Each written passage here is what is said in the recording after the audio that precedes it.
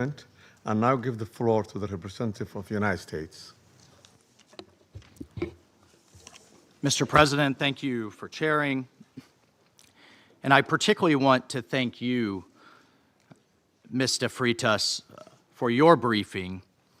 And I'll point out that Mr. Freitas is in exile, having fled the regime. Thank you for your courage, and thank you for shedding a light on the true atrocities of the illegitimate Maduro regime. This past weekend, colleagues, the United States successfully carried out a surgical law enforcement operation facilitated by the U.S. military against two indicted fugitives of American justice, narco-terrorist Nicolas Maduro and Celia Flores. Colleagues, Nicolas Maduro is responsible for attacks on the people of the United States, for destabilizing the Western Hemisphere, and illegitimately repressing the people of Venezuela. As Secretary Rubio has said, there is no war against Venezuela or its people. We are not occupying a country. This was a law enforcement operation in furtherance of lawful indictments that have existed for decades. The United States arrested a narco-trafficker who is now going to stand trial in the United States in accordance with the rule of law for the crimes he's committed against our people for 15 years. A similar action was taken in 1989 against Manuel Noriega. He was arrested, indicted, convicted in a court of law, served in prison in the United States and in Panama, and the Panamanian people, the American people, are safer for it, and undeniably, the region was more stable. This law enforcement action was directed consistent with the President of the United States' responsibility as Commander-in-Chief to protect Americans at home and abroad against a fugitive who is directly responsible for narco-terrorism that has killed hundreds of thousands of Americans and created destabilizing violence throughout our hemisphere. Nicolas Maduro and his co-defendant, Celia Flores, have been transferred here to the United States to stand trial for their crimes. Maduro was indicted by a grand jury in the Southern District of New York and faces very serious criminal charges for his involvement in a wide-ranging conspiracy to conduct narco-terrorism, to traffic cocaine and other drugs, and conducting international weapons trafficking. The overwhelming evidence of his crimes will be presented openly in U.S. court proceedings.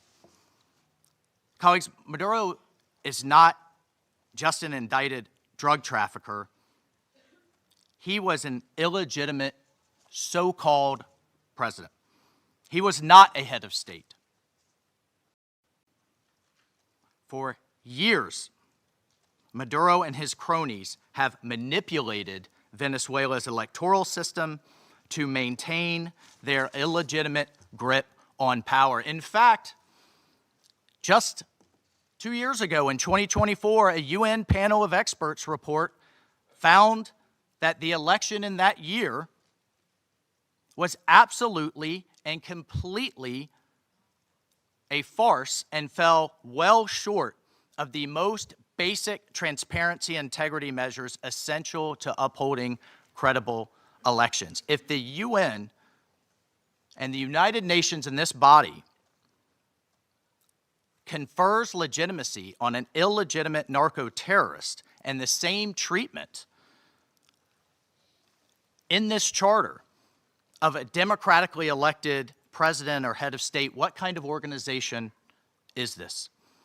We should note that over 50 countries, many nations, including the European Union, including a number of Latin American countries in the region, and of course the United States, again, over 50 countries rejected the legitimacy of Maduro's re-election following the disputed 2024 elections and do not recognize him as Venezuela's legitimately elected president.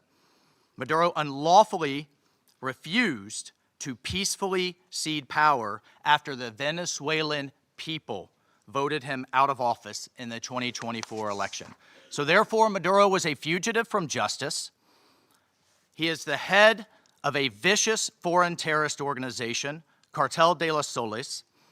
This regime-sponsored enterprise coordinates with and relies on other vicious criminal organizations, namely Tren de Aragua, again, among others, to carry out its objective of using illegal narcotics as a weapon against the United States. And for its part, Tren de Aragua is a designated foreign terrorist organization with thousands of members, many of whom have unlawfully infiltrated the United States and are conducting irregular warfare and undertaking hostile actions against the American people and against the United States. It's terrorizing criminals commit brutal crimes, including murders, kidnappings, extortions, and human, drug, and weapons trafficking. This administration, President Trump, will not stand for it. In fact, in March of 2025, President Trump declared that Tren de Aragua is quote, Tren de Aragua is undertaking hostile actions and conducting irregular warfare against the territory of the United States, both directly and at the direction, clandestine or otherwise, of the Maduro regime in Venezuela. Maduro and his cronies have partnered with some of the most violent and prolific drug traffickers and narco-terrorists in the world for decades, facilitating the flood of illegal drugs coming in the United States, estimated to be several hundred tons annually.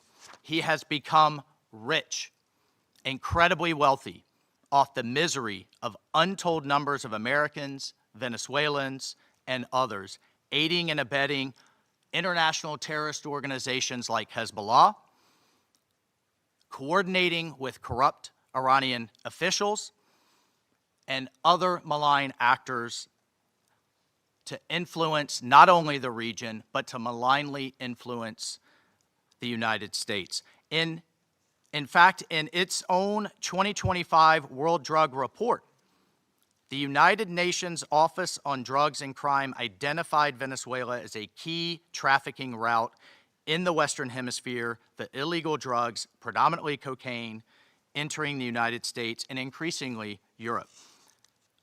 As Secretary Rubio stated just yesterday, this is the Western Hemisphere. This is where we live, and we're not going to allow the Western Hemisphere to be used as a base of operation for our nation's adversaries and competitors and rivals of the United States. You can't turn Venezuela into the operating hub for Iran, for Hezbollah, for gangs, for Cuban intelligence agents, and other malign actors that control that country. You cannot continue to have the largest energy reserves in the world under the control of adversaries of the United States, under the control of illegitimate leaders, and not benefiting the people of Venezuela, and stolen by a handful of oligarchs inside of Venezuela.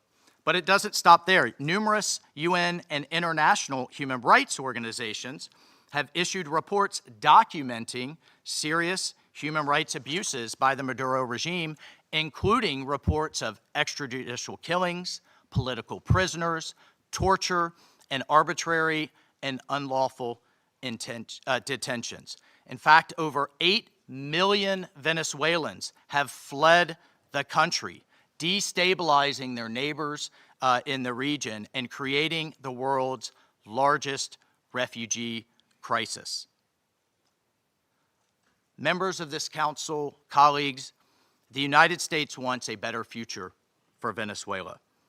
We believe a better future for the people of Venezuela and for the people of the region and the world is stabilizing the region and making the neighborhood that we live in a much better and safer place. And this is why millions of Venezuelans that have fled this brutal regime are celebrating and cheering around the world as this body pontificates, including Those celebrating are including in my home state of Florida, where hundreds of thousands of Venezuelans have fled this regime's brutality.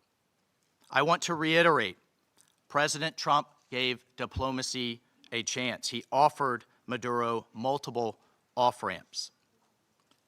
He tried to de-escalate. Maduro refused to take them. President Trump made it clear that the narco-terrorism must stop, and yet it continued. The United States will not waver in our actions to protect Americans from the scourge of narco-terrorism and seeks peace, liberty, and justice for the great people of Venezuela. I thank you, Mr. President.